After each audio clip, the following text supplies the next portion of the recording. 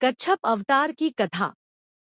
सृष्टि के पालनकर्ता भगवान विष्णु ने समय समय पर धर्म की रक्षा और संसार के कल्याण के लिए अनेक अवतार धारण किए।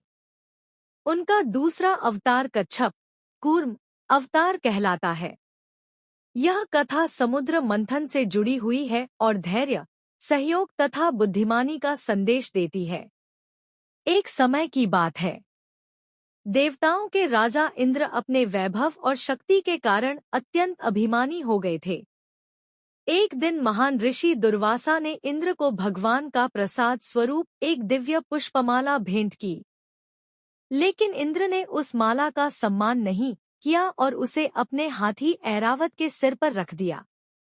ऐरावत ने माला को जमीन पर गिराकर पैरों से कुचल दिया। यह देखकर ऋषि दुर्वासा क्रोधित हो गए और उन्होंने इंद्र सहित सभी देवताओं को श्राप दिया कि उनकी शक्ति, तेज और समृद्धि नष्ट हो जाएगी। श्राप के प्रभाव से देवता कमजोर हो गए। इस अवसर का लाभ उठाकर असुरों ने तीनों लोकों पर आक्रमण कर दिया। पराजित देवता भगवान विष्णु की शरण में पहुंचे और उनसे सहायता की प्रार्थना की। भगवान विष्णु ने कहा, यदि तुम अमृत प्राप्त कर लोगे तो फिर से शक्तिशाली हो जाओगे। इसके लिए तुम्हें असुरों के साथ मिलकर क्षीरसागर का मंथन करना होगा।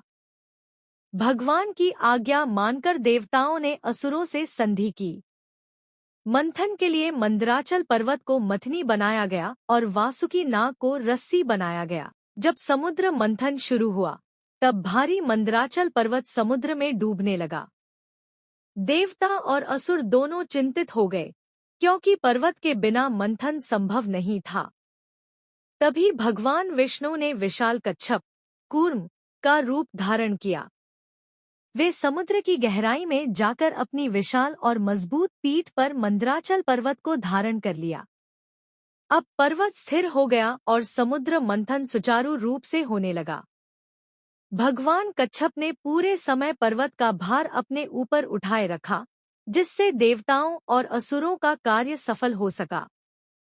समुद्र मंथन से सबसे पहले भयंकर हलाहल विष निकला।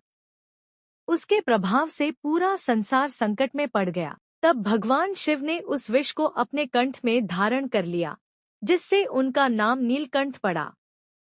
इसके बाद समुद्र से एक एक करके अनेक दिव्य रत्न प्रकट हुए। कामधेनु, उच्चैःश्रवा घोड़ा, ऐरावत हाथी, कौस्तुभ मणि, कल्पवृक्ष, अप्सराएं, देवी लक्ष्मी और अंत में भगवान धन्वंतरी अमृत से भरा कलश लेकर प्रकट हुए।